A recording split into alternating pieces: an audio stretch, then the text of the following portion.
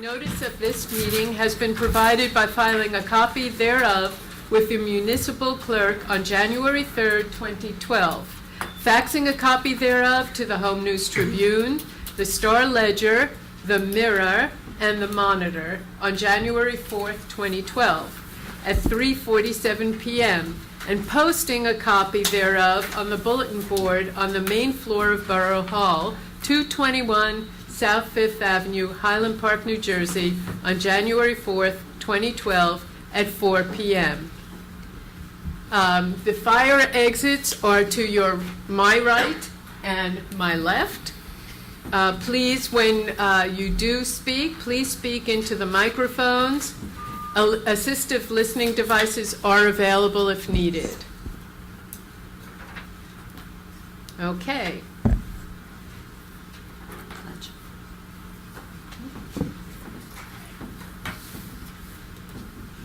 Okay. Let's see. Officer Palumbo, would you please lead us in the Pledge of Allegiance?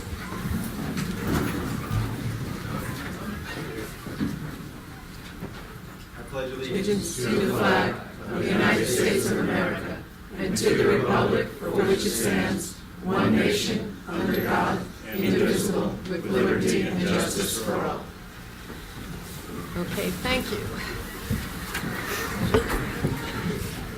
And, okay, clerk, would you please call the roll? Mayor Minkoff, Councilwoman Borough-Mittler. Here. Councilman Erickson. Here. Councilwoman Foster Dublin. Here. Councilman Millay. Here. Councilman Morris. Here. Councilwoman Welkowitz. Here. Borough Attorney Schmier. Here. Borough Administrator Kovac. Here. Okay. We're very, very pleased to have so many of our men and women in blue here with us this evening. We have a new police officer who just led us in the Pledge of Allegiance that we have a resolution to install tonight. Chief? Thank you. Good evening, everyone.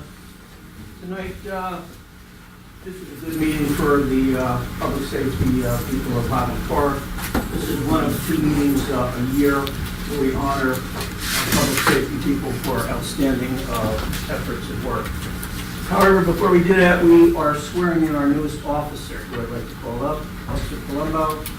And if I could have Captain Golden and Lieutenant Benicelli. I'd like to introduce our newest officer, Gaetano Palumbo Jr. Guy, as he's known by, he's from Lawrence Harbor, New Jersey. He earned a Bachelor's of Arts degree in Criminal Justice from Stockton College in Galloway, New Jersey. He's a graduate of the Monmouth County Police Academy, where he received a certification as a Class II police officer. He was employed as a Class II in Long Branch, New Jersey. He then attended the Somerset County Police Academy and accepted a position as a corrections officer with the Middlesex County Department of Corrections. And prior to all of that, he was a police dispatcher for Homedale Police Department.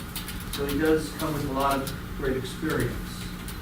Officer Palumbo went through a very competitive interview and background process before he was selected as an officer in Highland Park. We're very happy to have him join our ranks. We congratulate him and certainly wish you well in your career.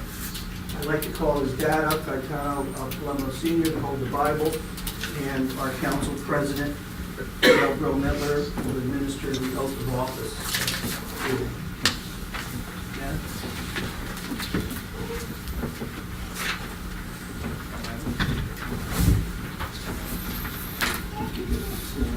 Face that way.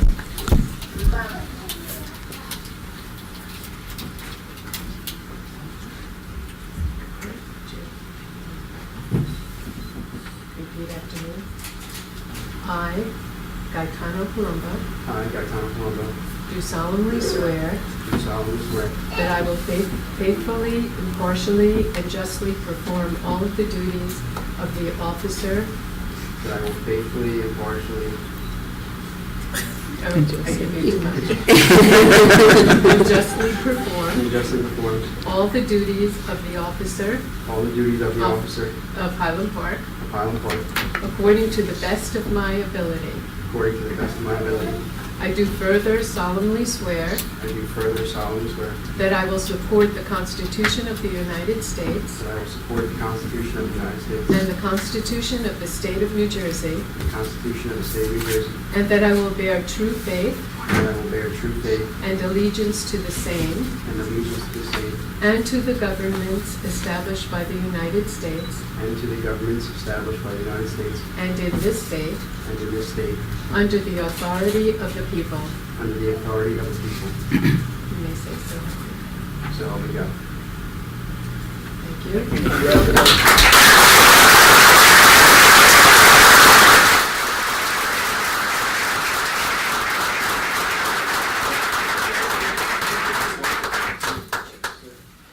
Ty, there's one picture of you, please.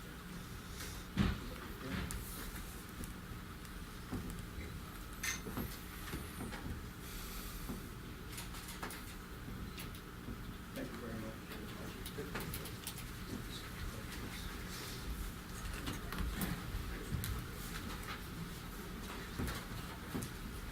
You want me to go right in a second, please? Not yet. We have to do one thing first.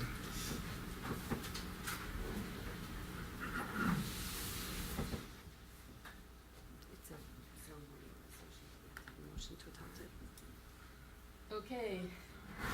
May I have a motion to adopt the resolution that will appoint and allow us to hire Police Officer Gaetano Palumbo Jr.? So moved. Second. Roll call. Councilwoman Brill Mittler. Yes? Councilman Erickson. Yes. Councilwoman Foster Dublin. Yes. Councilman Malay. Yes. Councilman Morris. Yes. Councilwoman Welkowitz. Yes. Those are the commendations. Next. Okay. It's not very often that we get to see the faces of the people that keep our community safe and growing in a constructive manner. Our police department does amazing, wonderful work on behalf of all of us.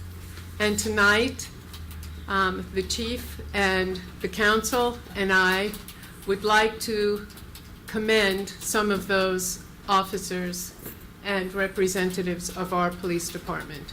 Chief? Thank you.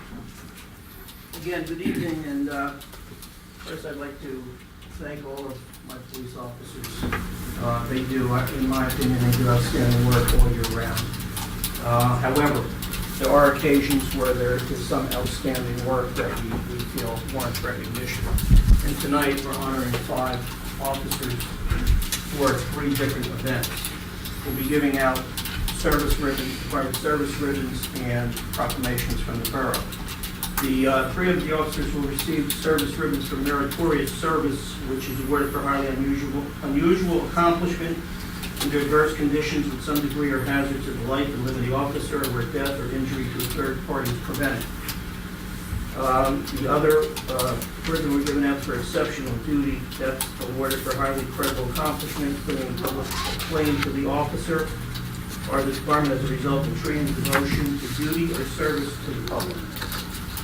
The first, in chronological order, the first event actually occurred, I'm sure most of you remember this, last November 30th during the early morning hours, when 5 of our businesses in town had the windows smashed. The businesses were all owned by Jewish individuals.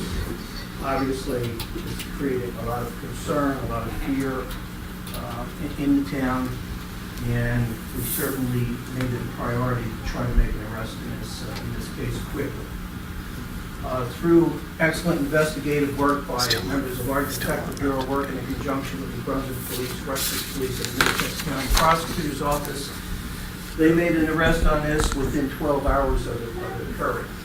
And I would like to call up 2 detectives from our department that actually went into New Brunswick with investigator Sue Kowalski from the prosecutor's office and actually made an arrest after developing information on the suspect. Detective Nicole Young and Detective John Satchow. And also, if I could, ask our Chair of Public Safety, Jeff Morris, and our Council President to come down during the ceremony, and Captain Bill.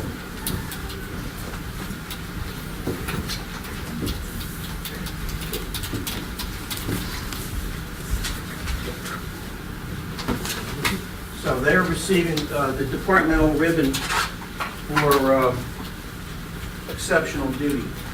And Captain, if you would present that ribbon to Councilman Morris, who will give it to the officers.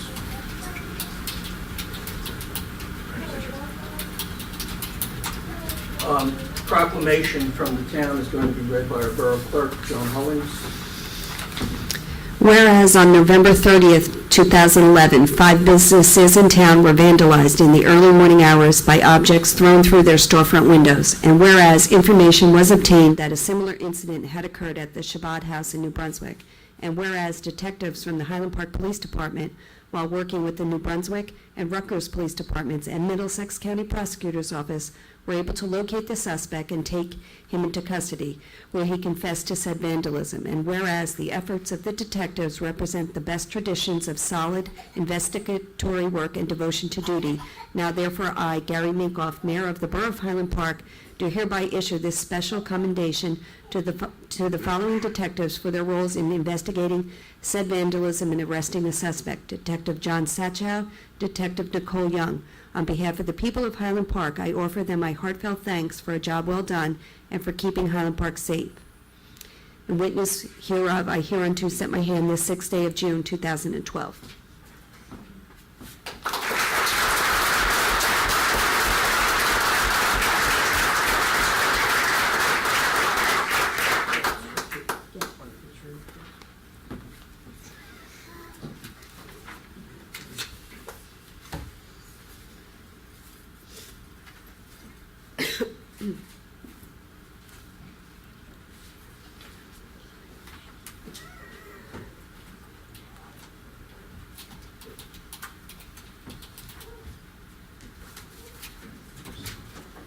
Okay, our second incident, which we are giving an award for, occurred at 7:57 a.m. on March 22nd of this year.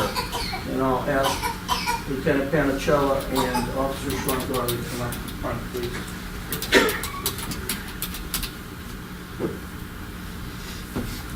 At that time, 7:57 a.m., there was a report of a house fire at 134 Washington Avenue.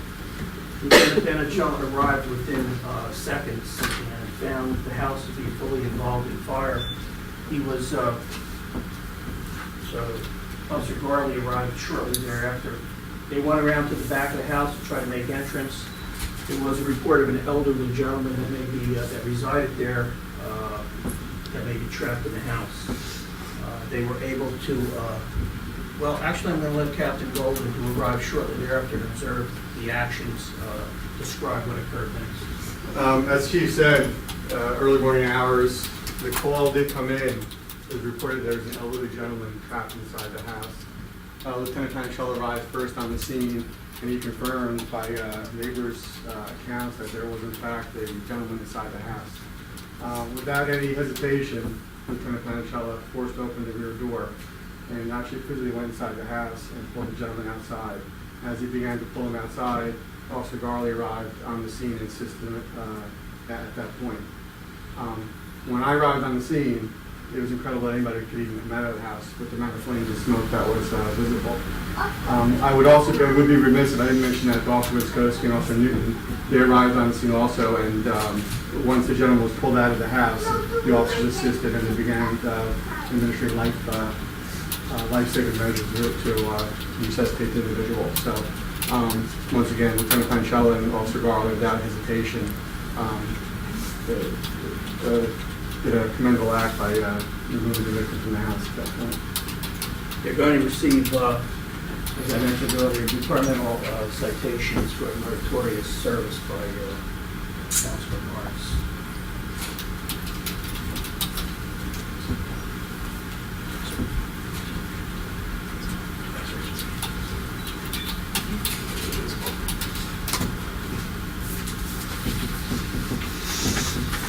My turn. Whereas on March 22nd, 2012, officers of the Highland Park Police Department responded to a fire call at 131 Washington Avenue. And whereas upon arrival at the scene, officers found the house was fully engulfed and there was a report of an elderly man trapped inside. And whereas the officers, without regard for their own safety, were able to enter the house through the rear door and locate the victim on the floor. And whereas, after removing the victim out of the house, the officers initiated life-saving measures.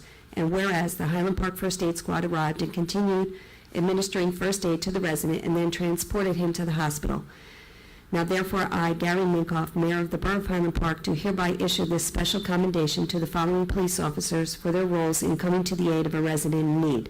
Lieutenant Gary Panicella, Patrolman Sean Garley. On behalf of the people of Highland Park, I offer them my heartfelt thanks for a job well done. In witness hereof, I hereunto set my hand this 6th day of June, 2012.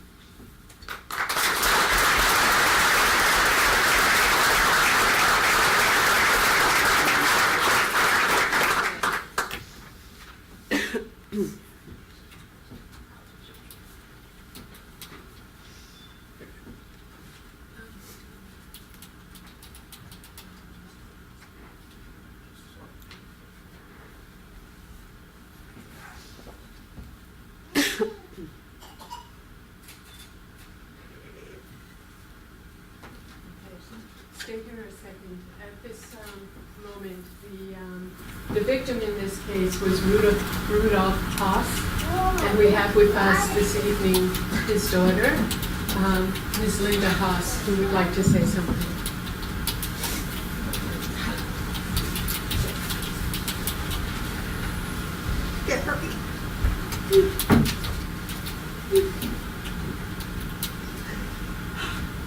I can do this. Sean and Gary, I want to thank you for my family after giving us time with my dad in his final days. I know he's very happy where he is with Mom. I wanted to go with Mom. So in honor of all your help, this is for you. This is for you. Very, very much.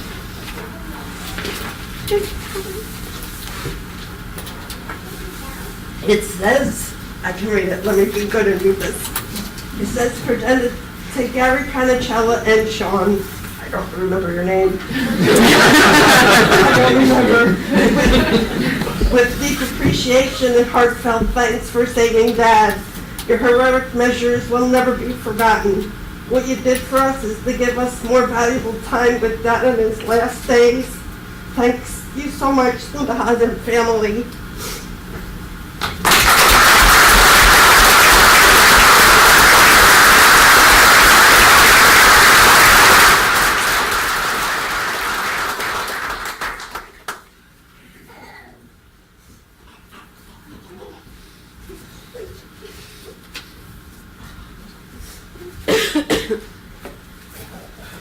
We have one more. Okay, our third and final incident that we decided to honor tonight, Officer Winskowski. Where are you? Come on. We have one more.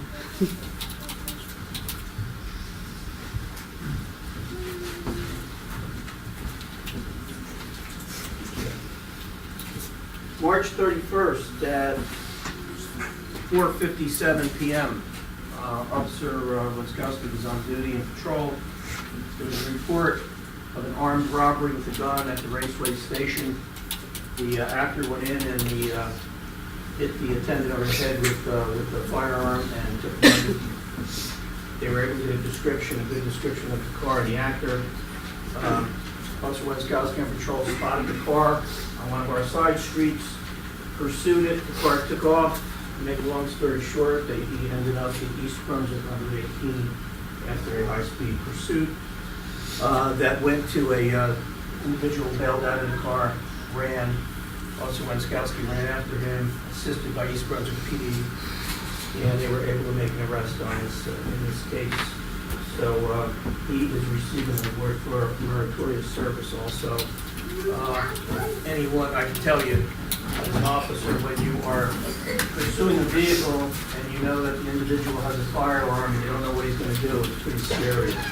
So he did a great job. There were no injuries. The individual was arrested, and I know other departments from around the state have come to take a look at him. He may be responsible for other similar incidents around the state. So we think that's a great job, Officer Wenskowski, and we will present it with his meritorious service ribbon.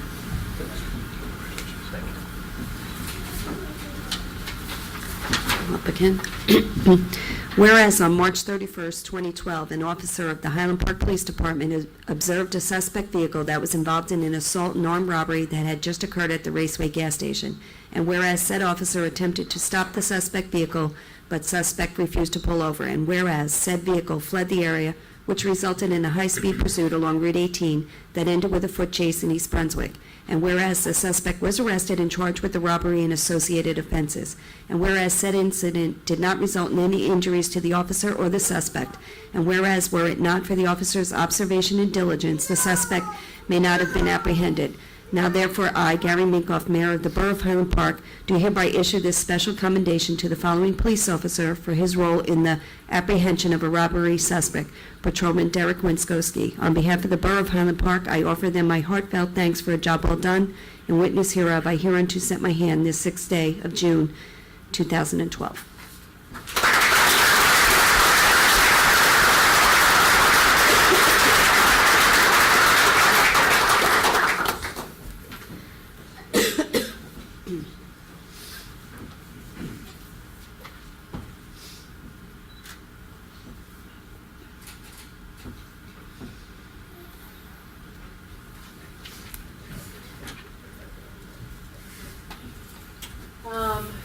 Mayor Minkoff could not be here this evening, and he asked me to read a letter that he received from Rabbi Schrager Gross, who is the rabbi at RPRY. Again, commending some of our police. Dear Mayor Minkoff, I would like to take this opportunity on behalf of the Rabbi Pesach Raymond Yeshiva to shower accolades upon two outstanding officers of the Highland Park Police Department, Sergeant Joseph O'Lara and Officer Adrian Caron. Today, our student body celebrated a belated Lag BaOmer outing at Johnson's Park. Students approached me saying they noticed a suspicious individual possibly taking pictures of our students. Upon alerting the Highland Park Police Department, the officers responded immediately, were professional and extremely courteous.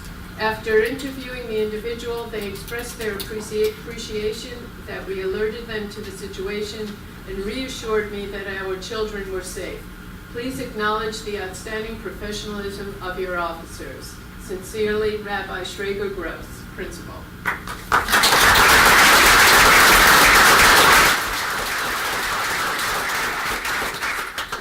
Very much. That concludes our ceremony. Again, I just want to thank all of our police officers. I think you'll all do a tremendous job all year round, answering many of the calls that we have. And I say thank you. And I also like to thank our mayor and council for their constant support to our department. Thank you very much.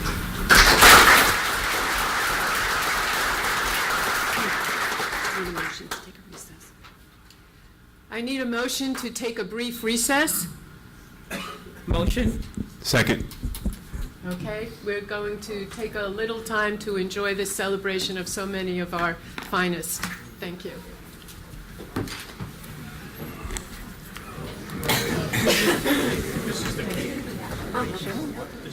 And just a reminder to everyone that the borough is closed on Fridays for our summer hours.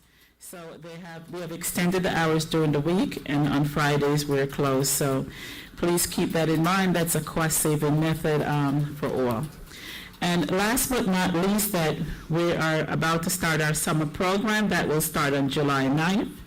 Again, this year we have an opportunity to work with Rutgers University, the language group, and so we'll have some teachers from China that will be a part of the group, and it will be our regular summer camp along with Rutgers Chinese language camp. So it's going to be a robust year of education for young ones here in Highland Park. So if you have not already signed up for summer camp, you still have a wonderful opportunity to enjoy a wonderful learning experience. So please call 732-819-0052, and someone will be more than happy to either email you an application or do an application over the phone, get you that information. That's my report. Thank you. Thank you. Councilperson Morris. Thank you, ma'am. I'd just like to give my accolades once again to the members of the Highland Park Police Department, and in addition to all of the great work that they do, and all the emergency service workers within the Borough of Highland Park. This is not just a police function. The fire department and also the first aid squad should also be recognized for their excellent work that they do. Chief, I'd like just to extend a thanks to you for this program that you do provide twice a year. They're well deserved of it, and they do some really great work, and thank you very much. That's all I have. Thank you. Okay, Councilperson Welkowitz. Thank you, Council President. Regarding the Board of Health, please take advantage of the annual rabies clinic for your pet dogs and cats. Free rabies vaccines are available tomorrow evening from 7 to 9 p.m. and Sunday morning from 10 to noon at the Department of Public Works at the corner of Valentine and South Fifth Avenue. Dog and cat licenses will be available for a fee. Good report from the Housing Authority. They are doing an upgrade. 90 kitchen ranges are being upgraded throughout the Housing Authority buildings and are paid by funds from the 2010 capital program. This is a great across-the-board upgrade to most of the units in the Housing Authority. Human Relations Commission, last Thursday, the Commission Chair, Sheila Highsmith, was honored with this year's American Conference and Diversity Award as a Middlesex County Diversity Champion. Mrs. Devorah Hilsenrath is scheduled to speak to the Highland Park High School graduating class tomorrow about her experience as a Holocaust survivor. We're grateful for Mrs. Hilsenrath for sharing her personal experiences to enrich the lives of our students.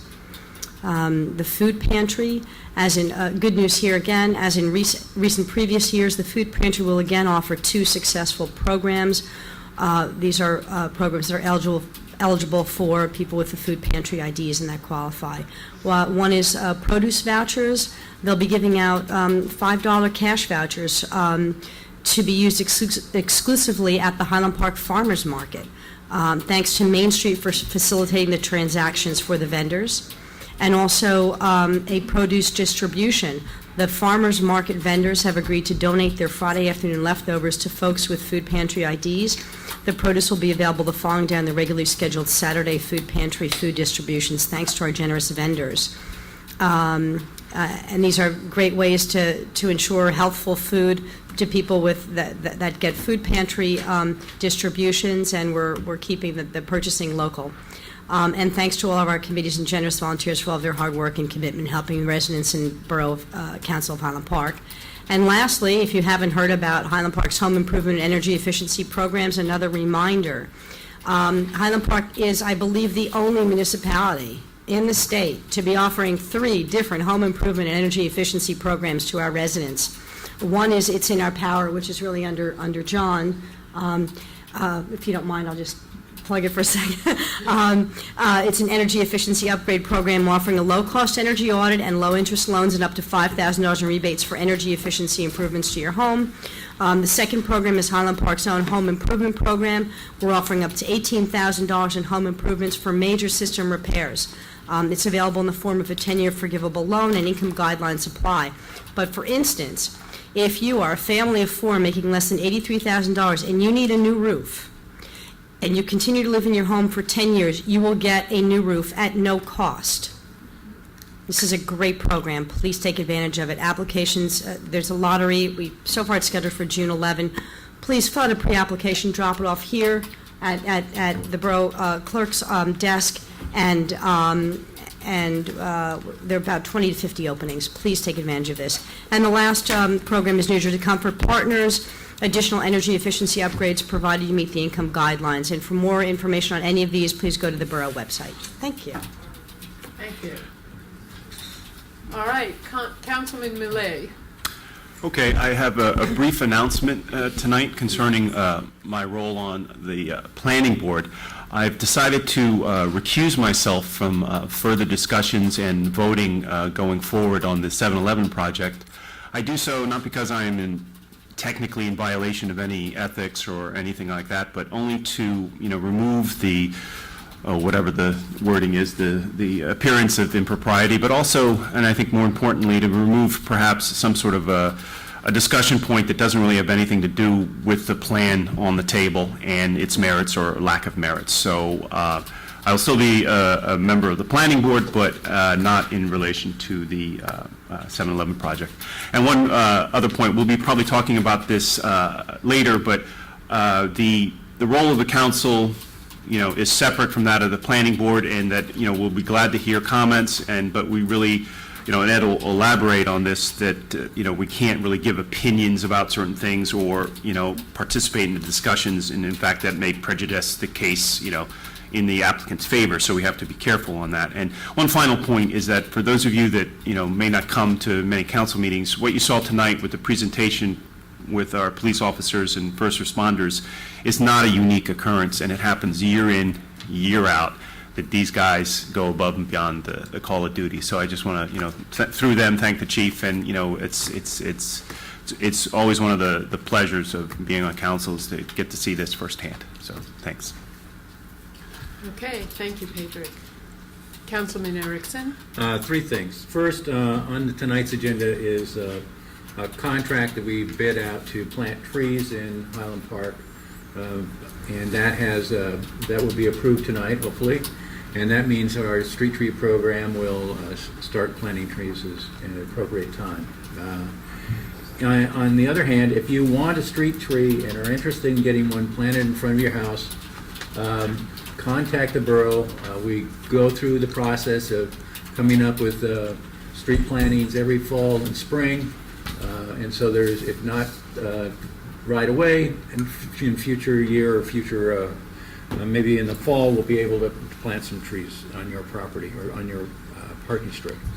Secondly, I've noticed in my neighborhood, the code enforcement people are going through and noticing and notifying people that if their sidewalks are broken up or if they've been lifted up by a tree trunk, that they have a certain period of time to get their sidewalks improved. I'd like to remind people that the sidewalk program is still available. You can sign up, and what that does is that the borough goes out for a contract to pave sidewalks that are listed as needing improvement, and then the payment for those sidewalks is added on to your property tax over a 5-year period. It's a no interest rate, so it's a easy way to finance sidewalk improvements in your neighborhood. Lastly, even Susie already talked about the In Our Power program. I went and signed up for an energy audit. They came out, spent 3.5 hours in my house doing an audit of my home, where they used infrared cameras and all kinds of little nifty tools. And I finally got the report back telling me what in my house needed to be done.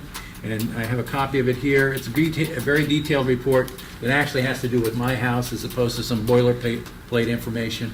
So for $50, and I don't need anything else if I don't want to do the improvements, but for $50 I got a really thorough examination of my home that provides information and pictures about where the problem areas in my house are. I think I would recommend everyone else do it. It's certainly to your advantage, even if you decide not to do additional insulation or whatever, to know what the problems with your house are so that at some point in the future, if not now, you can do those improvements. All right, thank you. Thank you. All right, Borough Administrator, do you have a report? Yes, Council President. I wanted to report on Resolution 612-190. It's on the consent agenda, and this authorizes the purchase of a 2012 Ford Focus. I wanted to let you know that this is the closing out of our 2009 MCIA leasing program, and it's an energy-efficient vehicle that will be used by various departments in the borough. Very good, thank you. You're welcome. Okay, Borough Attorney? Madam President, just a brief report on our Mount Laurel litigation. We had another status conference with Judge Paley this past Monday on June the 4th, and the judge has requested that we have another conference this coming Tuesday. This one would be by telephone with all the parties, so we're continuing to talk with American Properties about that litigation. And also, I'm happy to report that the final interim settlement agreement with the Highland Park HP has been executed by all parties, including the Planning Board. So we're now in the implementation stage, which means that the professionals are working on the concept plan and they are working on the zoning ordinance, which would implement that settlement. So that case looks like it's moving towards a final settlement. Thank you. Very good. Thank you, Ed. All right, Mayor's report. I have a couple of very brief things. First of all, I did want to discuss something about a resolution that's on our agenda today, and that is Resolution 612-194. It's a resolution to reduce the performance bond for Overlook at Highland Park. I just want to make it clear that this is a reduction in the bond. It is not an elimination of the bond, and we still have a sizable bond that we're holding against that property until everything is completed. The next thing I wanted to state, and it probably is a very good lead-in to our public discussion this evening, Gary could not, Mayor Minkoff could not be here tonight, and on his behalf, mine, and the current administration, I just want to state that any past elected officials are entitled to their own opinions on anything that happens in the borough as regular residents, but they do not reflect the opinions necessarily of the council or the administration. Now, having said that, we do have our public discussion coming up. What I would like to do is remind everyone that as far as public discussion is concerned, we limit each session to 15 minutes. So I will ask that you, when you step up to the microphone, state your name and address for the record, and please state your position and point of view, and limit your discussion so that everyone has a chance to speak, either at this round or at the second round of open public discussion.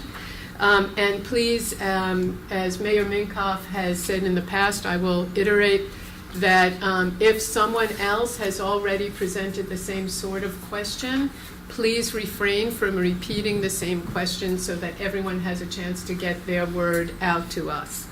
Having said that, let's start the public discussion. If you have something, please step up to the microphone. Anybody? Okay, Jenny. Hello, I'm Jenny Chapman. I'm a resident at 123 Magnolia Street, and I own 2 businesses in town. And I'm also a big volunteer in town through Main Street, Highland Park, and so on. I'm here, as you know, in opposition to the proposed 7-Eleven building. And I would like to say that we're here as optimists, not people who don't want development to happen or change to happen. We actually see potential rather than defeat in this process. So we're hoping that good things come out of this. And I am one of the representatives here from this, so hopefully they can speak following me. I have a letter that I'd like to read to you. It's kind of brief, from Jeffrey Aaron, who could not be here tonight. And I left a letter, the copy of the letter, on your desk. So this is from Jeff Aaron. He is a resident at 240 South Adelaide Avenue. And he says, I regret that I am unable to be present to express my concerns in person this evening. I would like to advise the council of my distress at what is likely an inadvertent lack of public transparency concerning the process to this point for the application of Continental Globe Ventures, aka 7-Eleven, in their proposal currently before the planning board. Any proposal for our business districts that requires any variances should require public notice at all stages. no one that I am aware was advised of the application when it came before the redevelopment agency. If this is the existing legal procedural requirement, the enabling legislation needs revision. A community such as ours depends on trust in our public officials, and that trust has been abridged by this process, whether inadvertently or not. It is in the interest of the Borough Council and the public that legislation correcting this serious error be enacted in order to begin to restore trust. In addition, the nature of the relationship among the redevelopment agency and the council, the planning and zoning boards, and Main Street Highland Park needs to be clarified and made clear to the public as well. Only full and complete communication is appropriate among these entities and the public. Another critical aspect of appropriate transparency concerning any current application is that all details should be on the borough website and maintained as current as possible as a top priority. The information currently on the website about proposals for this location is outdated and incorrect, and is therefore misleading and confusing on an important matter. The reasons that these concerns are being brought forward at this time is related to the fact that many citizens are deeply distressed about the specific building and the site plan that is proposed, and the prospect of an entity such as this applicant relative to the overall quality of our downtown and the negative influence of such an entity both on our downtown and on many existing businesses. Yet many highly questionable compromises have already been granted by the redevelopment agency in what appears to the public as a closed-door process. This is my request that the council address these concerns in its own interest. I know that my words reflect the concerns of many who may also be unable to attend. Thank you, Jeffrey Aaron. Thank you, Jim. Okay, and then I wanted to point out that I left on your desk some concerns, community concerns, so that we've sort of compiled things from what many people in town have brought to us, and we've sort of compiled them and so that you don't see them again and again. We have an article called The Big Gulp, How 7-Eleven Plans to Put Bodegas Out of Business. And of course, as you know, that addresses many neighboring businesses. Another article called Red Bank Rejects 7-Eleven, and it can sort of spell out why they would do something like that. What the 7-Eleven site criteria are and how the redevelopment agency seems to have handed them almost every single thing, well, pretty much everything that they've wanted. And the civic economics of retail. And that is a really good piece of data. It spells out why mom and pop businesses are essential to our local economy. So that's before you, and it's also on the table, so if anyone wants to take it, feel free to take some of that. And then I have some questions, so I hope I'm not running over. Well, let me stop you for one Sure. quick moment, because in Jeffrey's letter that you just read, there was a request for a clarification of the roles of the planning, zoning, redevelopment, and council. And Yes. I had asked our borough attorney to look into that and briefly describe for everybody here and for everyone on the council, so that we could get a better understanding of those roles and the separations of those roles. Thank you, Madam President.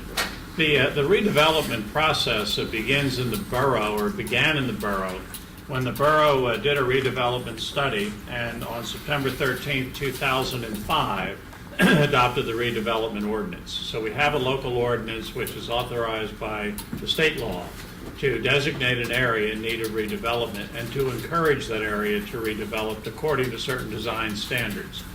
So that when anyone wants to rehabilitate a property or build a new property in the designated redevelopment area, they're required to start with the redevelopment agency.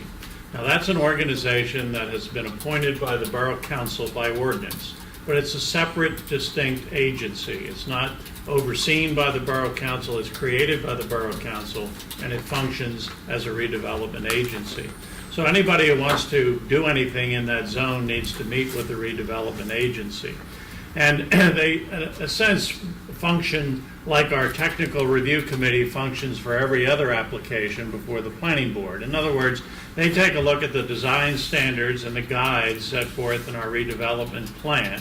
And in fact, if you go through that plan, there are a number of appendixes which almost address lot by lot how the vision of the borough is to see how those properties would redevelop.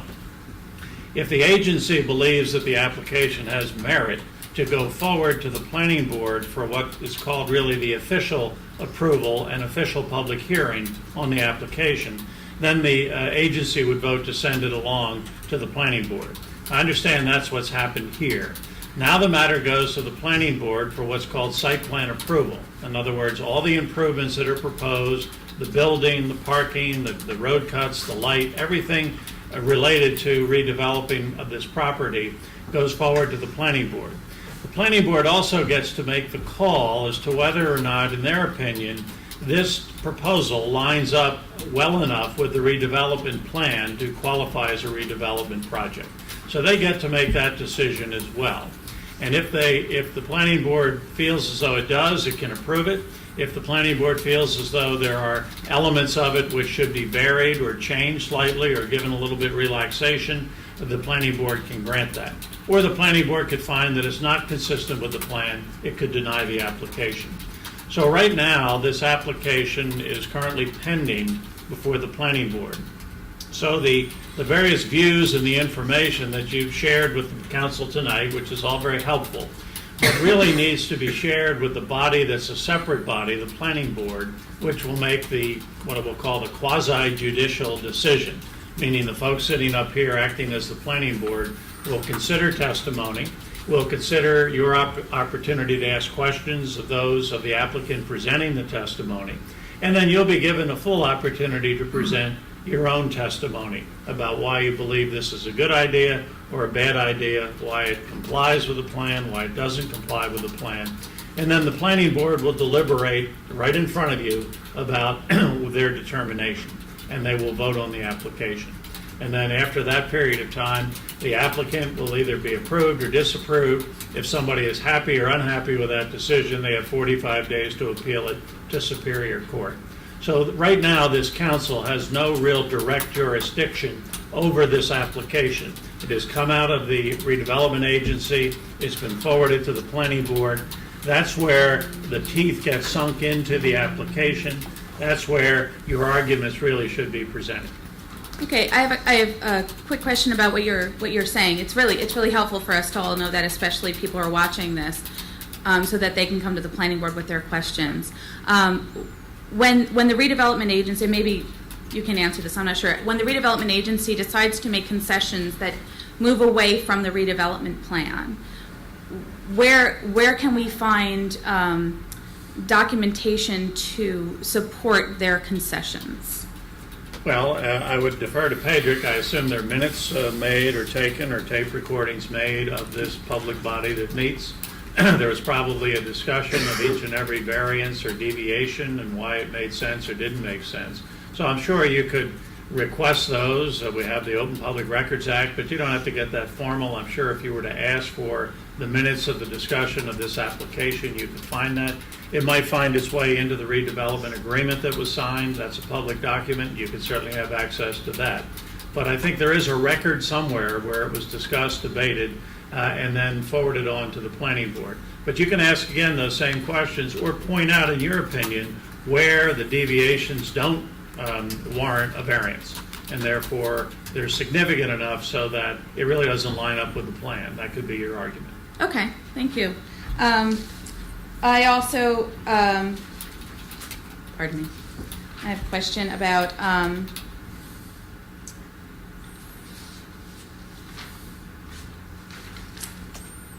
I'm skipping the questions that I know are now for the planning board. Okay. Do we have an ordinance or any prohibitions regarding 24/7 operations, or certain kinds of franchises or that kind of thing? We probably don't.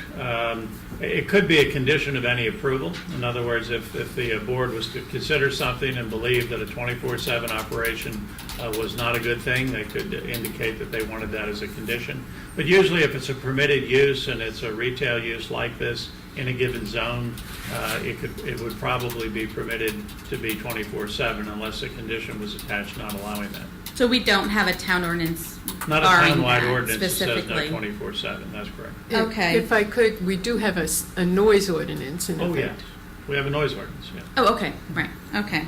And I wanted to know, and maybe this is the wrong place to do this, I wanted to know if you know that whether or not the redevelopment agency conducted any impact studies on their own in regards to, you know, the 24/7 increasing crime or traffic studies or anything like that, or pedestrian safety. No impact studies were done. Okay. All right. Thank you. Thank you.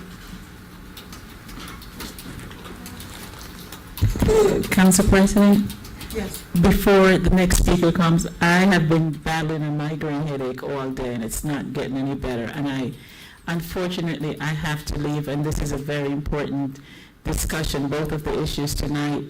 But unfortunately, I'm not feeling any better, so I have to leave. Okay, we'll fill you in on everything. Please feel better. Thank you. Karen Swain, 55 Cleveland Avenue. I think this has been addressed before, but I can't remember. Who is the redevelopment agency? Who are they? Are they elected? Are they appointed? Are they chosen? Who are they? Are they businesses in town? What businesses? The redevelopment agency was appointed by the Borough Council, and they are residents, and I don't think any of them are business owners in town. The members include Mickey Landis, Clint Andrews, Jerry Pumpers. These are all these people in town that have... Is that on the website, the Borough website? Are the names on the Borough? I mean, is this information on the Borough website? Because I don't know who they are, and I would really like to know who's making these decisions. I think that, and that's the first step. That's where the I think they're listed. If not, I mean, it's not a secret. I mean, anybody that can come, the meetings are noticed, and the membership is, you know, when we have our yearly thing, this guy's appointed. And, yes, but it's yearly, so now we're in the middle of the year. Okay. So Let now me- we let me need to just know say who they are.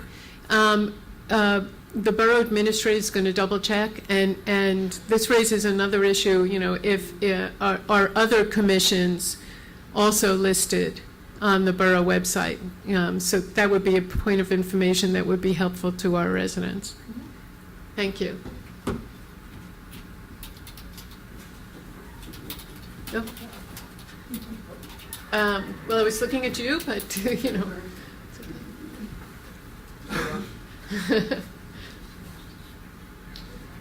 My name's Fred Marquito, 230 Carsey Street, and my neighbors and myself are very dismayed to get a generic letter in our mailbox concerning our sidewalk repair. It seems that we were threatened with a summons if we don't get a permit, but it doesn't state exactly what they want us to repair. I mean, even if we wanted to, cracked sidewalks, tree roots. Yeah. You may or may not be happy to know that there are council members that receive that same note. But yeah, Borough Administrator, would you like to address that? Could I also say that the inspector that did this inspection had no tools with her at all, even a rudimentary level or tape measure? So I don't know what she based her criteria on. What you can do is you can call our code enforcement department and make an appointment for an inspector to come down and actually go through what needs to be improved at your home. This was really something was to get the conversation going. I believe the notice said you had 60 days to apply for a zoning permit. Yes. I believe that's what it said. It wasn't really a summons, but you have 60 days to apply, not to get the work done. You don't have to have the work done. It would be summoned. Right, if you don't apply for a zoning permit, not to have the work done. Just to have the permit so we know that you're working towards fixing the sidewalk. They did not, for them to, we felt that, well, the code enforcement director felt it might be a little bit too confusing to actually draw a picture and show you what, they wanted to make sure you knew exactly what they were talking about. They wanted you to call in. They should have put that in the letter. We understand that. Also, we are currently collecting names for a sidewalk improvement program where you can sign up and the borough is collecting names. We will go out to bid to try to get a cheaper, the cost, bring the cost down for everyone. We will, you can pay this We will assess what your portion of the project would cost. We would let you know before you went through and finalized all the paperwork. And you can pay it over 5 years, interest-free. You can pay it up front if you want. It's totally up to you either way. And if you sign up for that program, the 60 days is no longer applies. The zoning permit you don't have to apply for. You're now in the program. And But what if I don't see this program as an opportunity and I see it as a financial burden? well, you don't have to join the program. You can fix the sidewalk on your own by applying for the zoning permit. So either way, I have to get this Yeah, permit. let me just interrupt for a second. Part of the reason that the program was put together is we have had people come to the council meetings complaining that they're falling as they walk through town. This was a complaint that we have heard meeting after meeting after meeting until we were able to put a program together that would enable the residents to fix hazardous sidewalks at a very reasonable cost. Well, that's the problem. I don't think my sidewalks are hazardous. In fact, my wife has pictures. Okay, well, that's something you can certainly discuss with the code enforcement. Yeah, they'll come out and they'll work with you. There are some kind of standards that they have to comply with, and they can show you what that is, and you can discuss it with them. Okay, thank you. Thank you.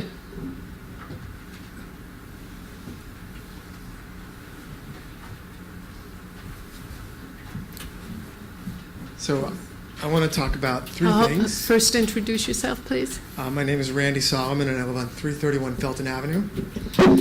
And regarding the sidewalk program, that was really great information. And I think my neighbor actually called and said she never got that information. So she had actually heard about the improvement program, but kind of the word on the street was that that takes some time to get going, and you probably wouldn't have enough time to be able to enroll in it by the time you have to get the work done.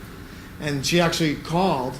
I don't know if she asked the right questions, but that information, whatever, didn't get to her. She would have been greatly appeased if, when she called the number that was provided on the letter, if she had gotten that info. So you should really try to get that out. That will, you'll do yourself a world of good. I actually sent out a Nixle message, Randy, to email and a text message, because Okay. I understood that people were confused about what to do and with all this going on. And I also had to put on the website. That's There's good. a lot of information on the website now with the application That's also. good. And I also did a summary of the program so people can read that. But thank you. Just make sure whoever's answering that I phone will. line You must be called. I'll talk to the offers code- it up right away. Yeah, I'll talk to the code enforcement Yeah. office.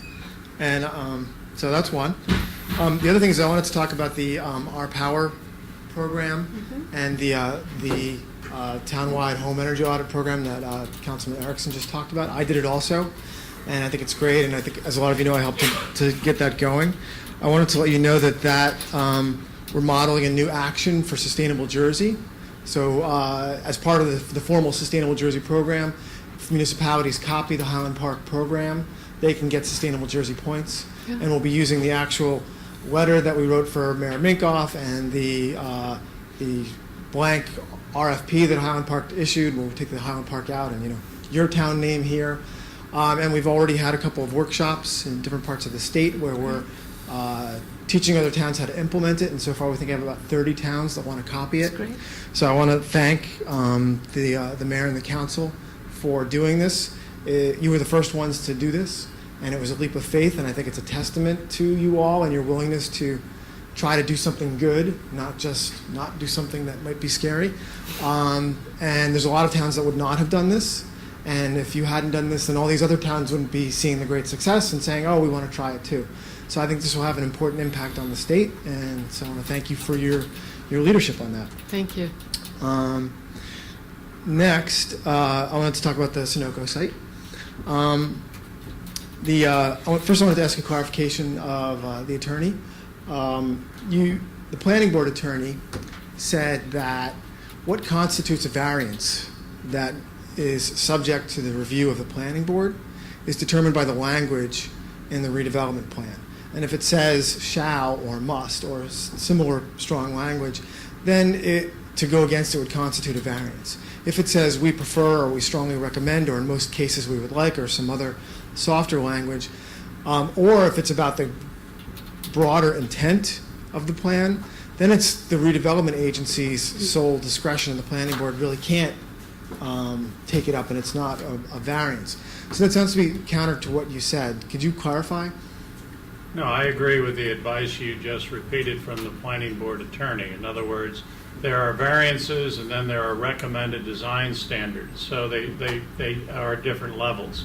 The law defers to the redevelopment agency to comment or forward issues related to the design standards. But the actual bulk requirements and the permitted uses and the regulations in that zoning ordinance would be something that only the planning board could vary. So there are things over which the agency has jurisdiction, and the what I would say the more significant black letter law is what the planning board has jurisdiction over. Okay.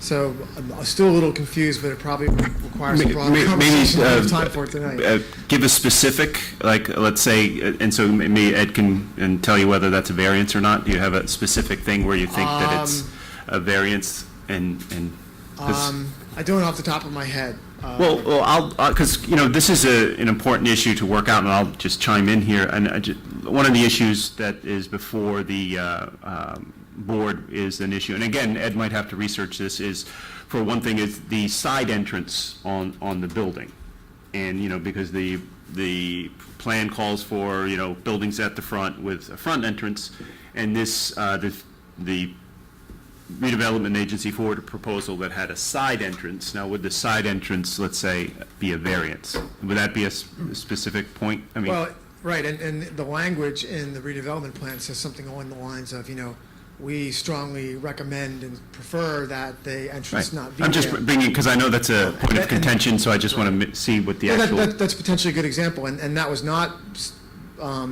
put to the planning board as a requested variance. That was something that was presented to them as basically a done deal that was granted by the redevelopment agency. Yeah, that example would be a design standard. Okay. In other words, as long as the entrance does not encroach upon the required zoning setback to Raritan or wherever it faces. If it was too close, that would be a variance that the board would have to consider. But if it's just the location in lieu of a front entrance, a side entrance, is that something that the redevelopment agency suggested as a design standard they could live with or recommend living with? That would be a design standard. Okay. Thank you. And then finally, I just wanted to note that I'll try to make available to you a report by the Brookings Institution, which was very illustrative about the value of walking and walkable communities for economic development, property values, and retail sales. And among other things, it noted they've come up with a system where they can score the walkability of a neighborhood, and it's a 90-point scale. And they note that a 20-point increase in that scale, more walkability, results in an 80% increase in retail sales for the average establishment, and similar increases in property values, both for ownership, sales, and rents for residential and commercial property. Conversely, when you go down the scale, you go down on all these measures. And if you look at the things on their index, it's the number of curb cuts per block, and the consistency of design standards, and the number of gaps in between dense concentrations of retail and mixed use. And of course, by mixed use, they mean actually having two different types of uses where you need to go back and forth between them, obviating the need for a car trip and making it more walkable, which the 7-Eleven second floor doesn't really satisfy. So the thing that makes it, and this is obviously just for your edification and down the road because you can't comment on a particular application before the planning board, but I think it's important to note that the redevelopment plan is quite good and quite sage in putting out an economic development strategy for the community, and that every single development that kind of breaks up that streetscape, that breaks up the pedestrian flow, that makes walking a slightly less enjoyable experience, has very real and quantifiable impacts on dollars and cents, economic activity, enjoyment of the town. So I'll make that available to you. And then finally, I just wanted to say that once the discussion of what we're against on this Sunoco property is over, I'd like you to know that I and probably most of the people that are here, we're not going anywhere. And when we turn to the positive of what we do want, we're totally ready and willing to roll up our sleeves and figure out what it is we need to do and what kind of out-of-the-box thinking we need to engage in to see the types of redevelopment envisioned by the redevelopment plan happen. So I don't want you to think that we're just NIMBYs or against everything. I think we're pretty thoughtful, and we want to see the right things happen, and we'll be here for that part of it as well. Well, that's great to hear, Andy. And I was talking with Mayor Minkoff earlier today, and we're hoping that everyone who has been vocal about this will be willing to supply their names and contact information. We are always looking for volunteers to help us move this borough forward, and there are lots of commissions and committees that have open spaces. Great. Thanks. Thank you. Okay, I'm going to close the public discussion. Can we save it for the last part? It's just that we're way over 15 minutes. Just, I promise you guys will go first. Okay. Okay. Clerk, would you like to report on advertising salary ordinance amendment?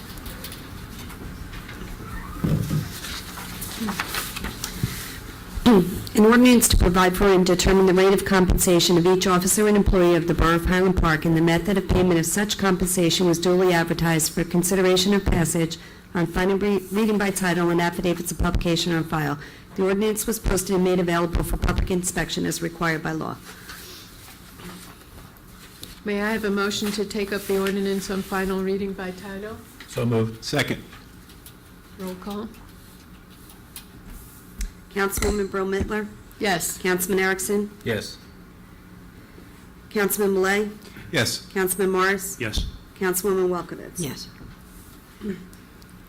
Public hearing? Oh, that's right, public hearing first. We did it wrong. Go ahead. Okay. We did it. We did it. We did in the opposite order. Public hearing first. Okay. So do we do the last motion? We'll do it over. Okay. May I have any public comment on this? All right, then may I have a motion to adopt or reject and advertise ordinance on final reading by title? So moved. Second. Roll call? We'll do that one more time. Okay. Councilwoman Brill Mittler, Yes. Councilman Erickson, Yes. Councilman Malay, Yes. Councilman Morris. Yes. Councilwoman Welkowitz. Yes. We were Okay. ahead of ourselves. Okay. May I have a motion to adopt the following stored items? And Just this, read that item, not the number. okay. Resolution to approve the bills list, resolution to amend annual salary resolution, resolution to credit water and sewer account 31 South 4th Avenue, resolution to award tree planting bid, resolution to approve taxi operators, resolution to approve 2012-2013 ABC licenses, plenary retail distribution and consumption, resolution to execute agreement e-waste subsidy program, resolution to credit water and sewer account Raritan Valley Broadcasting, resolution to credit water and sewer account 423 Dennison Street, resolution to authorize purchase of 2012 Ford Focus S, resolution to release road opening performance bond, resolution to approve pay estimate number 1, Helios Construction, Inc., Library HVAC project, resolution to ratify and execute PBA contract, resolution to reduce performance bond, overlook at Highland Park, Pulte Homes, resolution to approve payment to public safety building architect, resolution to approve pay estimate number 8, Conquest Industries, Highland Park Streetscape, Raritan Avenue, Phase 1. Roll call? Motion to adopt? Second. Roll call. Councilwoman Brill Mittler, Yes. Councilman Erickson. Yes. Councilman Malay, Yes. Councilman Morris. Yes.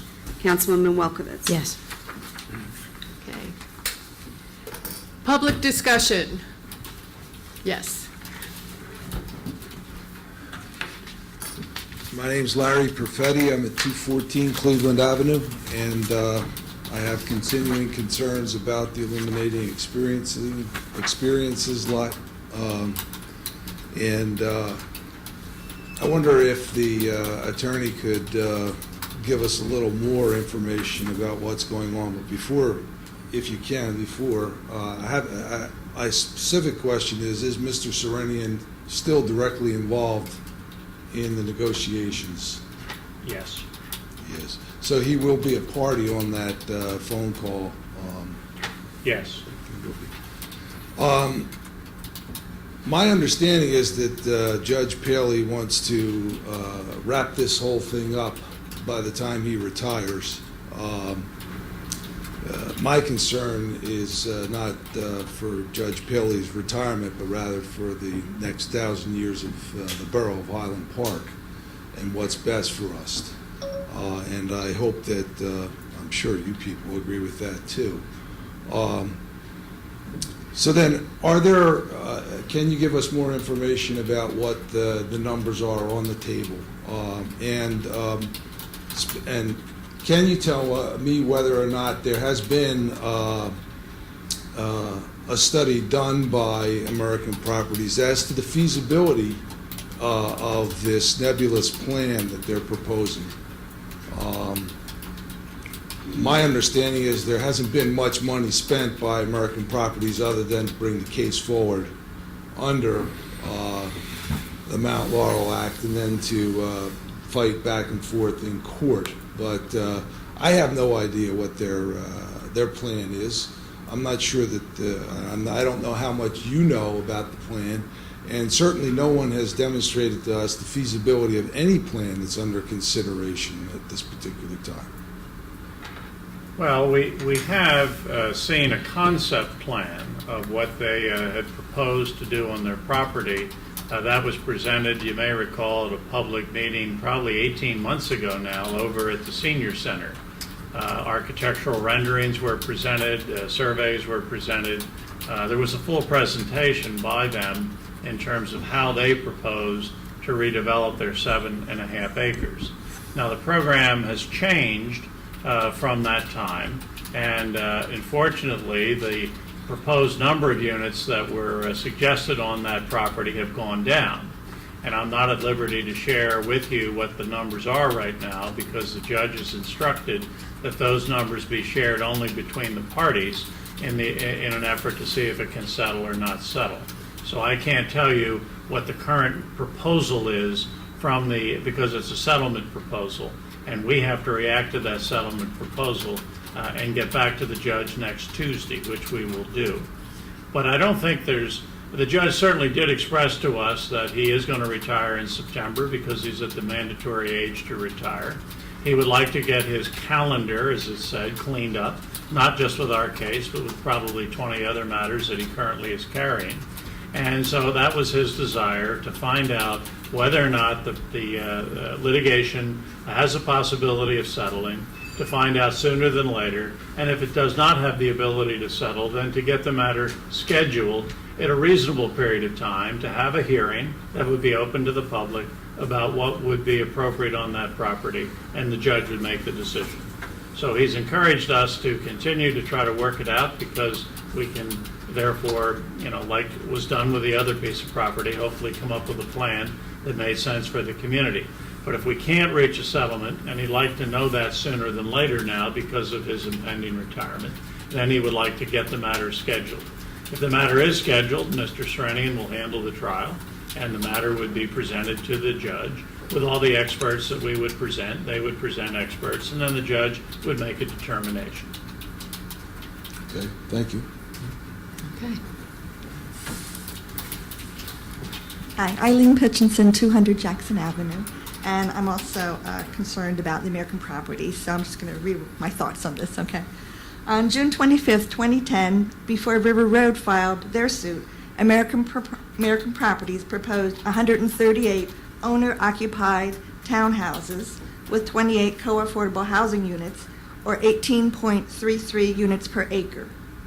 Subsequent to the River Road settlement, which was 9 owner-occupied units per acre, which occurred last month, American Properties brought to the table a new plan for 156 units, or 20.8 units per acre. Now, why did the density go up? Like, what is wrong with this picture? Prior to the River Road, it had been asserted again and again that low-density owner-occupied was just not doable because of market conditions. This opinion predominated even in the face of the nearly sold-out Pulte property just across the tracks, which is 6.5 units per acre. The River Road proposal of 9 owner-occupied units per acre certainly has debunked the state of the market rationale.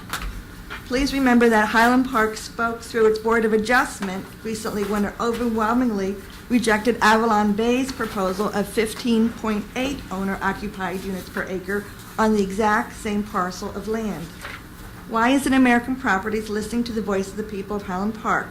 Further, why are they negotiating with eyes and ears closed? Is it because of the inflated asking price of the parcel? Or is it simply greed on their behalf and that of the owner of the land, Bernie Gross, whose company received tax abatements from Highland Park? Unfortunately, Judge Paley's retirement brings great pressure to rush to judgment. What is your judgment? Pretend for a moment that this was your neighborhood of 8 to 9 units per acre and severe traffic complications. What would be satisfactory to you and your neighbors? Please support the need for low density and not the greed of the developers.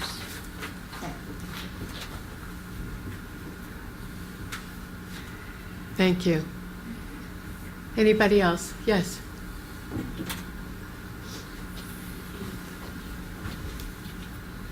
Hello, Rob Roslovich, 123 Magnolia Street.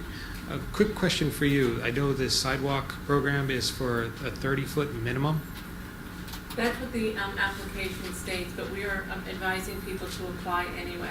Even because because I've seen that it's going throughout almost the entire town. Yeah. So is there potential for it to be reduced? Yes. Oh, okay. That's something we want to get everyone together, and then we would go before the council, and I'm sure they would be in agreement to lower it. Okay. If there's enough people who are interested. Right. Absolutely. Okay. That would be excellent because I don't think I quite need 30 feet of sidewalk to be done. No, that's okay. And then the second question is procedure. There's a number of things that the redeveloper for the Sunoco lot was to put together for the package before it went into an agreement. And I was wondering what the procedure is for requesting copies of those documents. And then also the planning board engineer had a memo that he had put together of his questions. And I was wondering is it the request for public documents that's on the website, or is there another procedure for getting those documentation? Would you know? Well, you could file what's called an OPR request, Open Public Records Request. I think the latter one, in other words, the planning board engineer's report. Yes. You should direct that to the secretary of the planning board. Or Joan, are you the keeper of all the OPR requests, or can it go directly to a secretary? They can just request it from her. If she has it readily available, she Yeah. can do it. Do you know Diane Ray? Yes. I would talk to Diane, and you should be able to, get. I don't know what has been, but obviously the questions from the borough engineer should be, easily copied. And then I don't know about the various reports. She has all of that. You Yeah. could track that down. Diane Yeah. Ray, if you give her a call, she would probably be able to put her hands on all that stuff for you. Okay. Excellent. Thank you very much. Thank you.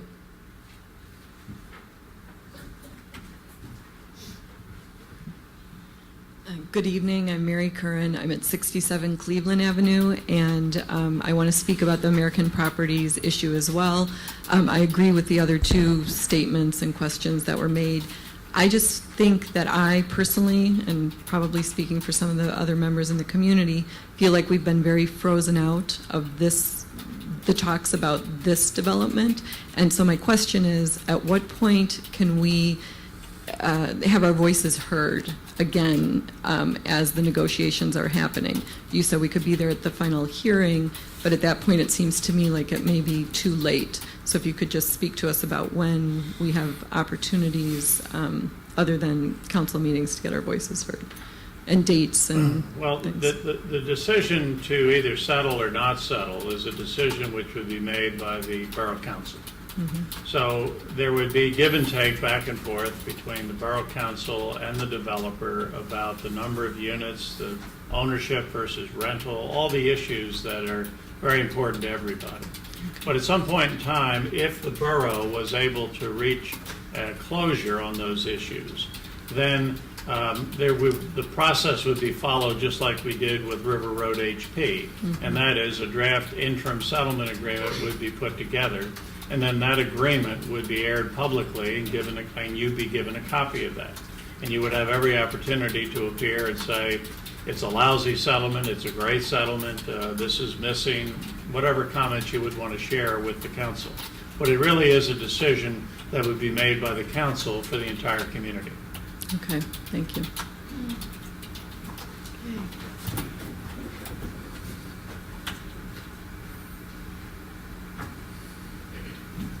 Good evening. Marilyn Rye, 120 Lawrence. I just want a little clarification on some things I've heard. I thought one of the questions raised or comments before said there have been no impact studies. So I'm wondering what kind of information the council is going to use in deciding whether the settlement numbers are good or not. Are there going to be any traffic impact studies, pollution impact studies, whether we have enough services to meet that kind of development? My comment about the impact studies had to do with the 7-Eleven project and the redevelopment agency. Basically, you know, the process for the redevelopment agency was not a technical one, but just, you know, trying to come up with a basic agreement that we thought was beneficial and then passing that on. Fine. Well, Studies have been done and are required for that. Yeah. I'm not that fluent in this process. Sure. But my concern is really with the American properties. So I'm wondering what kinds of things to date have been done. I know with the earlier development project, you used information that they provided, but where is the information coming from? Or do we have any information? And what kind of information will the council consider when deciding whether to accept or reject the recommendation? Would you like? Well, go ahead. Thank you. Well, approximately 18 months ago, the council asked the developer to prepare a traffic study. The developer prepared a traffic study. It's on our website. We then gave that traffic study to CME engineers, who are our engineers, for them to review and analyze that traffic study. They have given us, I guess, a draft report, which is also on the website. So the answer is there is a traffic study, and that traffic study's been looked at by our people. And in addition, they've also compared that to the traffic studies which were done when the Avalon Bay proposal was advanced, because our engineers have been the same during that same window. So they also looked at that and compared the old traffic study to their new traffic study and then critiqued both. And that is available on our website. Is that the main, do you think that would be the main information that you consider in whether it's deciding whether this is an acceptable plan for the community? Well, again, the process would be that if an agreement was reached on, let's say, the number of units and the type of zoning that would be in place, then just like we're doing with the other property, we would adopt the zoning. They would then file a formal application with the planning board. They would go through the technical review committee to make sure that the application was complete. If the technical review committee felt that certain reports and additional information, including an updated traffic study, an impact study, all of those things that the planning board can appropriately ask for, the board could ask for that material, and then the applicant would have to provide and file that in order to be deemed complete so that they could go forward to a public hearing. And then all the neighbors or any interested party would be given an opportunity to appear and comment or testify at that public hearing, or present your own experts if there was an organization that wanted to do that. So there are going to be many opportunities for this public discussion, but the main one, just like with the 7-Eleven event, will be before the planning board. That's the nuts and the bolts of do we or don't we get approval to build something. So there would be plenty of an opportunity for an impact study, updated traffic study, water quality study, stormwater study, you know, all the studies that are normally a part of the development in town. Okay, thank you. Karen Swain, 55 Cleveland Avenue. Mr. Schmier, what do you mean by an updated traffic study? What's an updated traffic study? And how come, I mean, I know we're not professionals, but how come the residents' traffic study, which is much higher than any of the others, is never taken into consideration? Your traffic study was taken into consideration by CME. You mentioned it, I don't know, several Many months times. ago. Yes. You were kind enough to provide a copy of that. I hand-delivered it to Bruce Koch. He has it. It's mentioned in his updated draft report. So the traffic information that you gathered because your name is on it, was given to CME, and they incorporated that into their analysis. So it was not lost or forgotten. And that's if on it the was, web- you called it to our attention, we presented it. And that is on the website? That information is included in the traffic study that's on the website? I don't think your information verbatim is incorporated into the CME. It was considered by the CME study when they did their analysis. In other words, they took your material and they reviewed that material and they compared that against their own material and the material in the American properties. But we know when their traffic study was done, and we know it was done during a time when there was a Jewish holiday, and we know that there were difficulties and problems. Was pointed out to CME, and they commented on that in their draft updated traffic report. It's in there. Okay. I find the situation a little absurd.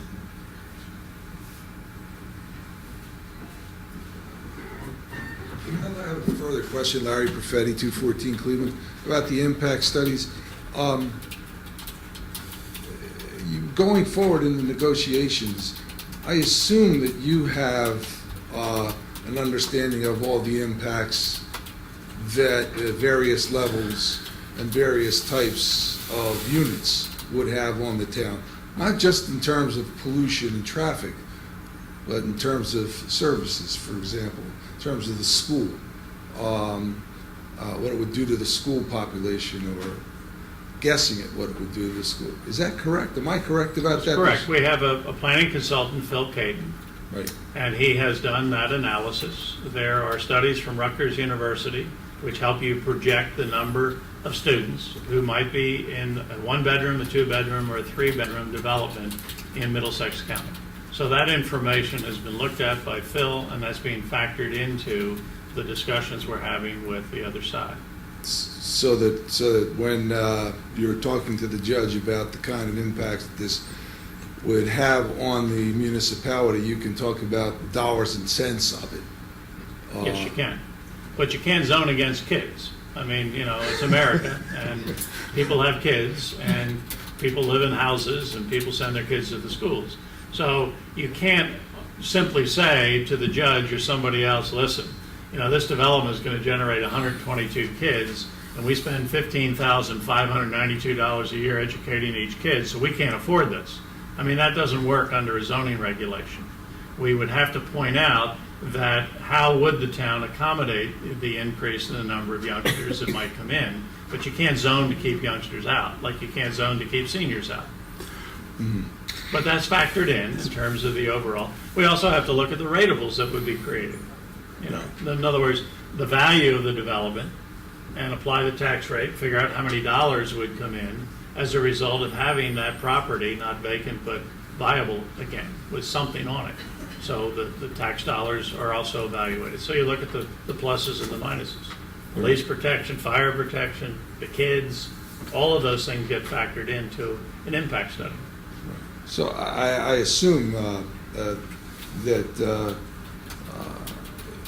important information to be given to the court would be not the number of kids, but rather the impact on all the kids, on the entire community, if in granting an award to American Properties, the township was, you know, fiscally overburdened.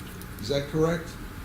Well, we would point out the impact on the borough if a number of units were to be developed. In other words, the cost for fire protection, police protection, all the other things that come with that.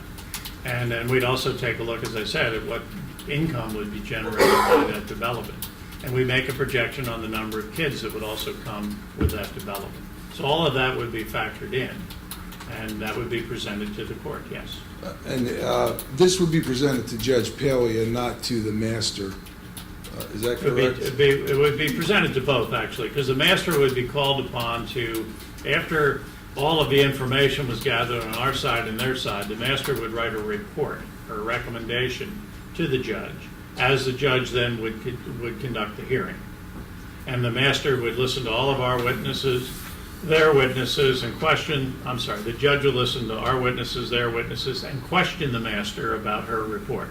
Mm-hmm. And then he would go away and make a decision. Will we question the fairness of the master at that point? Well, yeah, if we get a report in that we don't believe is balanced or fair or is wrong, we'll certainly challenge that part of the report. And we'll see that ahead of time. The master has done some things that seem questionable in my eyes.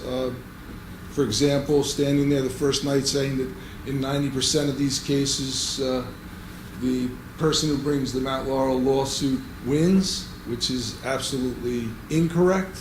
I mean, we're not even questioning her fairness from point one. We have to wait until she provides the judge with a report. And we all know how weighty reports are in this country.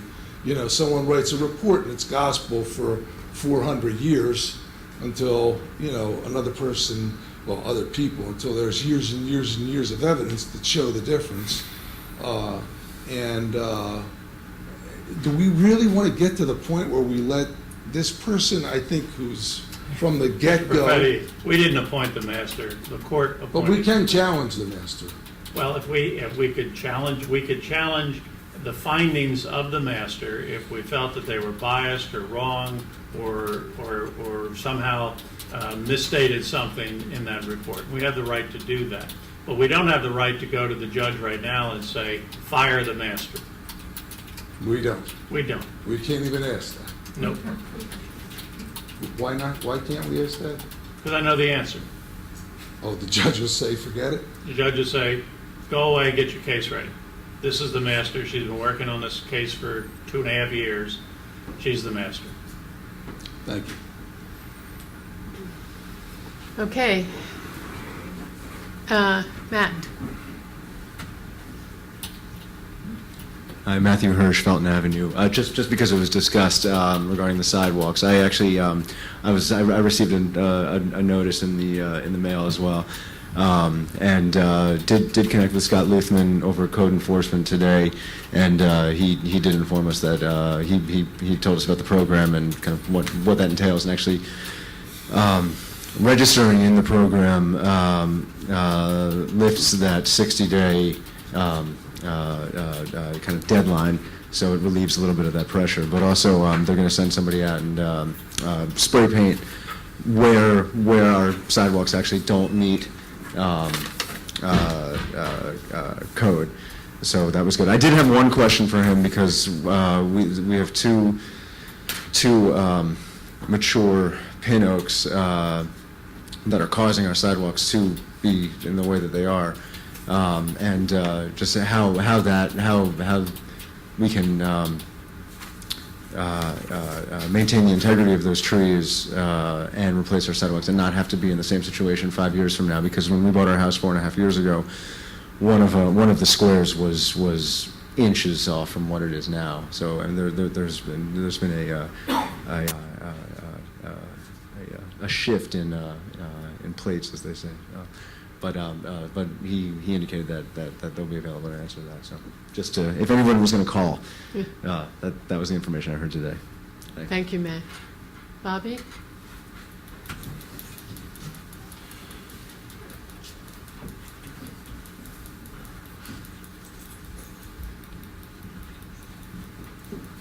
Hi, David Kumar, 442 Cedar Avenue. I just wanted to confirm if the 7-Eleven is a 24-hour 7-day-a-week operation? I don't recall. You have to find out from the planning board to see what their application says. I would assume so, but I don't know if it was on the application or not. Okay, and as part of the redevelopment agency review of it, did you consider any issues with crime or traffic or noise, given it's so close to a residential area, or is that something that would be discussed with the planning board? Well, it was felt that the project as a whole, I can speak in general terms and don't want to speak for the board in entirety, that the project in the whole would be beneficial, that the transference from an abandoned gas station to a new structure would be and people can disagree. I'm not saying this is the gospel or anything, but that was the opinion that it would be beneficial and that the pluses would outweigh the minuses. So those issues were, considered, and that's what the recommendation was. Okay, so there's no specific discussions on the hours or About the hours, no, but I know that, I don't know if they're open all night, but I think Dunkin' Donuts is open late and Quick Check, and I've heard nothing directly, about that from the police about crime or anything like that. But again, it is a valid issue to be brought up by the planning board. So this is just a little thing from the U.S. Department of Justice that I don't know how I can submit this to you guys about just some general information about hours of operations of convenience stores and things of that nature. Is it? Yeah, that would be interesting. Okay. I think whatever you have also should go to the planning board as well. Okay. Yeah, this is just from the U.S. Department of Justice on some information on convenience store operates through a community program. And it talks about hours and parking and things that maybe should be considered. Okay, great. Okay. Thank you. I have one last procedural question.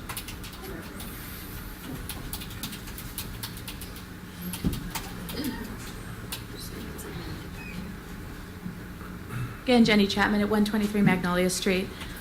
You've mentioned that we can submit some things to the planning board. Is this something that we can send to them through an email, or do we bring it in person to the hearing? That's a good question. What is the process? You'd have to present it with live testimony because the other side has to have a reasonable opportunity to cross-examine or question what you're submitting. So the planning board doesn't accept petitions, it doesn't accept letters, it doesn't accept emails, it accepts testimony. So you would be best advised to gather all of your materials together and then to figure out who wants to testify about those or present those materials. And then when it comes time for the public to comment on the application, you'll be given every opportunity to have your ducks in order and present your evidence. But it doesn't do any good to send emails around now to the members of the planning board. They're instructed not to look at them. To give it to the board secretary, she's instructed not to distribute them. You have to, it's a quasi-judicial proceeding, so you have to be there so that somebody can ask you a question about what you're saying. Okay. So that's the best way to do it. You really want all those people here? It just kind of give a focus to it. It's really the meeting is for the applicant. Right. And so that's really, and their rights, and believe me, a corporation will, look after their rights. So we have to be very careful in that the rights of the applicants, are upheld, so that, because that's really what they were making the application, and you are there to comment upon it. But they are, in a sense, in the driver's seat in some ways. So we have to make sure that the procedures are followed. Okay. Thank you. I just had a question, either Pedrick or Ed. I want to get back to something that Bobby mentioned about the 24/7. Is there a way that we can find out what was in that application, just so we know as a council if they're a 24/7 or regular? Yeah, the application's a public document, so we could ask Diane to make a copy of the application for your information. Sure. Okay, thanks. Yes.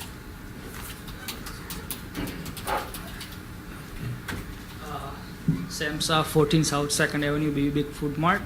I just have a couple of questions. This 7-Eleven application has been going on for like the last 2 years, and nobody has approached the local neighborhood store from the redevelopment agency about what's going on behind, and I mean, there is a new tenant coming or new business coming into town, or how they feel about it, and try to find out, whether they really like, the idea having, since I'm next door, I would like to know. Mm-hmm. Ed, is there a procedure that the redevelopment agency is supposed to follow in terms of notifying surrounding?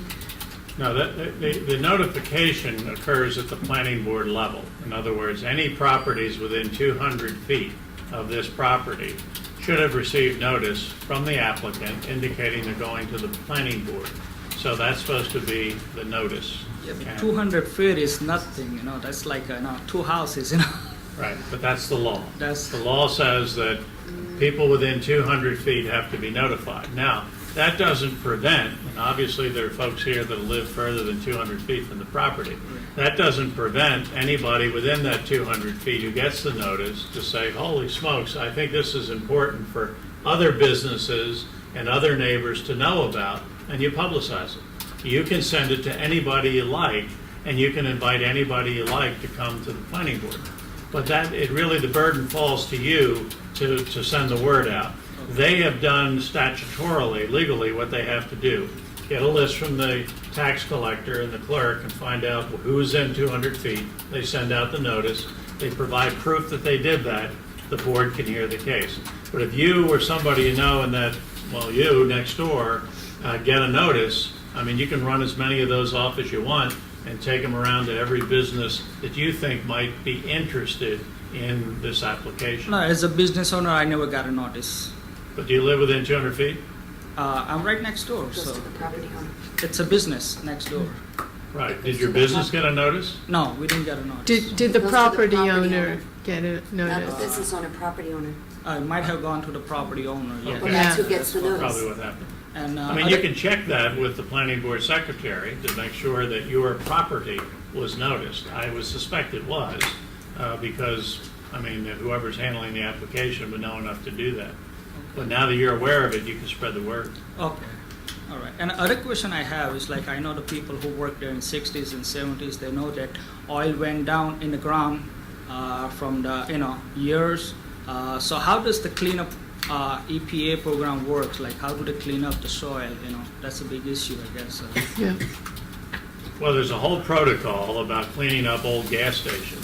NJDEP, our New Jersey Department of Environmental Protection, not the federal EPA, regulates that.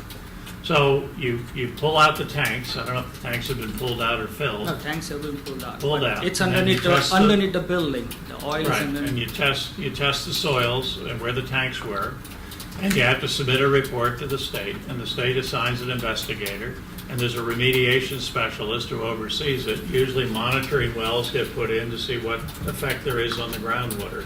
And eventually, if you do everything you're supposed to do with the cleanup program, you get what's called a no further action letter. Meaning That's actually, they no longer issue those, that type of documentation, but all guidelines and procedures will be followed before anything gets started as far as, regardless of whatever planning issues, those are separate and, out of the purview of the redevelopment agency. So all environmental guidelines must be followed before this plan can be approved.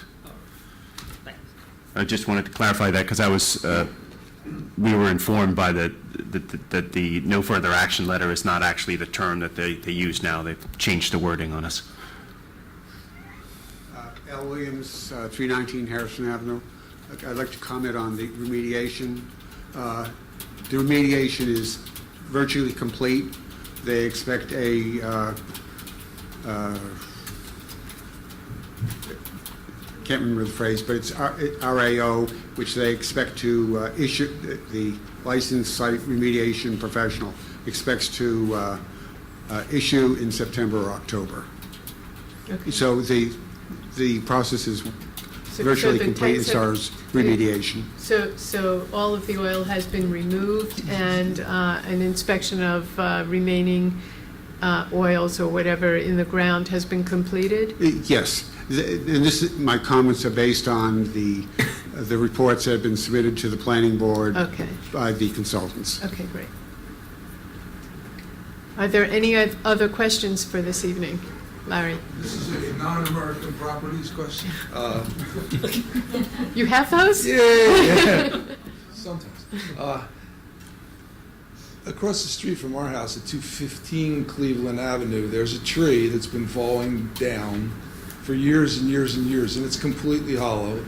And the police and the firemen have been there many times. We've requested that this tree be taken down, and I assume that the proper inspector comes around and looks at the tree again. Our neighbors who just left and moved to Oregon for the 215 Cleveland were happy that their house wasn't smashed, or their car actually was smashed at one point. But that this tree hasn't fallen down. This tree has fallen down over my car, or huge branches of it. And I'm just requesting that someone take a look at that tree again. It is falling down. It is pretty hollow. You can put your hand in the trunk. Is it on private or it's in the verge? It's on the curb, yeah, it's on the verge. All right, so we can... Please. I wrote down the address, I'll help folks again. Thank you. Thanks, Larry. Are there any other questions? I have one more thing. Okay.